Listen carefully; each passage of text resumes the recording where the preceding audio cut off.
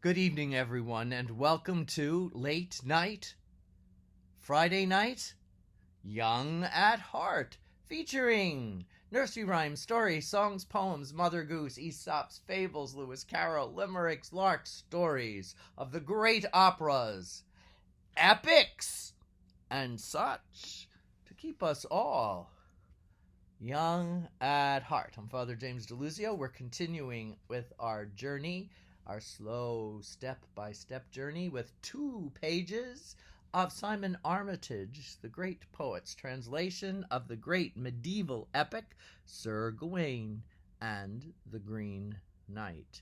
Now, if you've been following 1, 2, and 3, you know that the Green Knight has appeared at this Christmas festivity at Camelot. But if you haven't been up to date, go to YouTube, James DeLuzio, Young at Heart, and you will see Sir Gawain and the Green Knight, part 1, 2, and 3. So the Green Knight has appeared, and tonight we get to revel in these marvelous descriptions.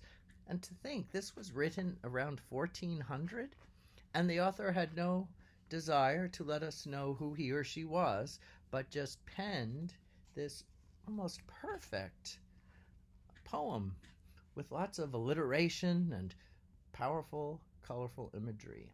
So get ready. I think you'll be able to really picture this Green Knight, for he's so magnificently described. Amazement seized their minds. No soul had ever seen a knight of such a kind, entirely emerald green. And his gear and his garments were green as well, a tight-fitting tunic tailored to his torso, and a cloak to cover him, the cloth fully lined with smoothly shorn fur clearly showing, and faced with all white ermine, as was the hood, worn shawled on his shoulders, shucked from his head.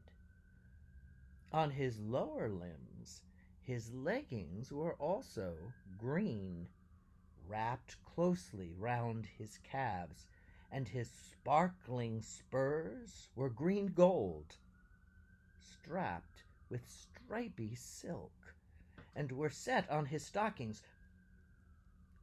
For this stranger was shoeless.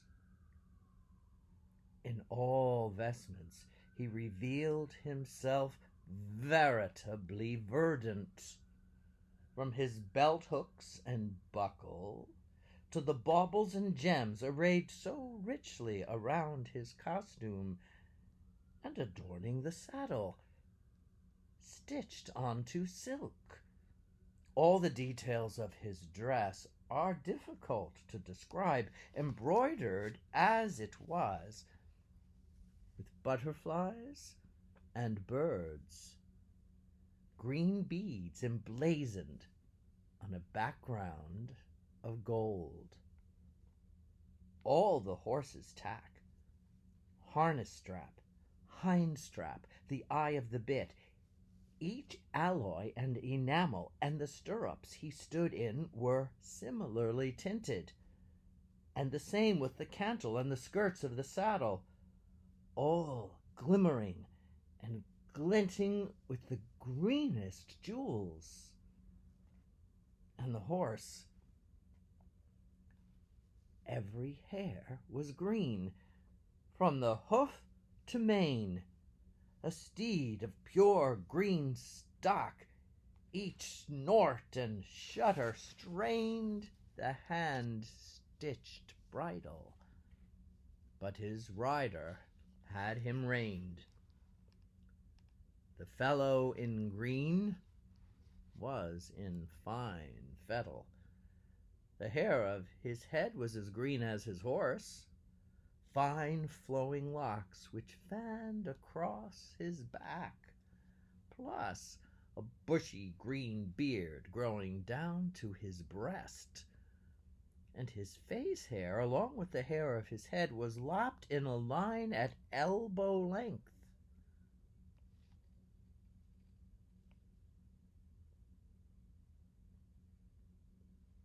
So half his arms were gowned in green growth, crimped at the collar like a king's cape.